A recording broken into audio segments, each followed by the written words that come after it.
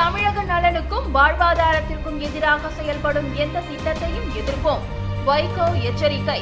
மதுரை உயர்நீதிமன்ற கிளையில் கருவேல மரங்கள் ஒழிப்பு வழக்கு குறித்து ஆஜரான வைகோ செய்தியாளர்களை சந்தித்தார். அப்போது பேசிய அவர், ராமநாதபுரம் மாவட்டத்தில் சாலைகள் ஓரம் மற்றும் குளம், குட்டை, கண்மாய்கள் முழுவதுமாக கருவேல மரம் அகற்றப்படவில்லை என்றார். டெல்டா மாவட்டங்களில் மீத்தேன், கெயல் மற்றும் நியூட்ரினா திட்டத்திற்கு தொடர்ந்து எதிர்ப்பு தெரிவித்து வருவதாகவும், தமிழக நலனுக்கும் வாழ்வாதாரத்திற்கும் எதிராக செயல்படும் எந்த திட்டத்தையும் எதிர்ப்போம் என வைகோ மேலும் கூறினார். தமிழ்நாட்டில் எந்த ஆபத்து வரப்போகிறது என்று தெரிந்தாலும் முதல் எச்சரிக்கை மணி அடிப்பது எம்டிஎம்கே தான். First warning bell.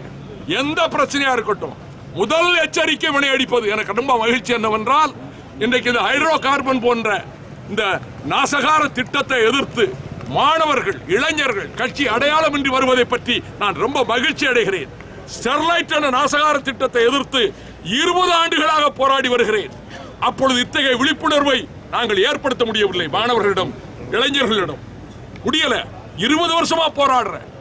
முதலில் எதிர்ப்பதாக சொன்ன பல கட்சிகள் ஓடி ஒதுங்கி விட்டன. பெரிய பெரிய உலக சமுதாய பொதுஜன நலன்களை அக்கறை உள்ள கட்சிகள் சொன்னவங்க கோர்ட்டுக்கே வரல. நம்ம கட்சி பேரை சொல்ல விரும்பல.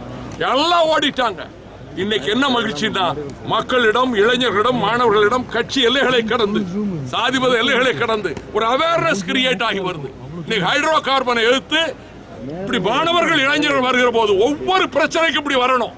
இந்த சீம கருவலையை அழிக்கணும்னா இது மிகப்பெரிய கேடு. ஹைட்ரோ கார்பன், மீத்தேன் செயல் மாதிரி இதை விட பெரிய ஆபத்தான கேடு.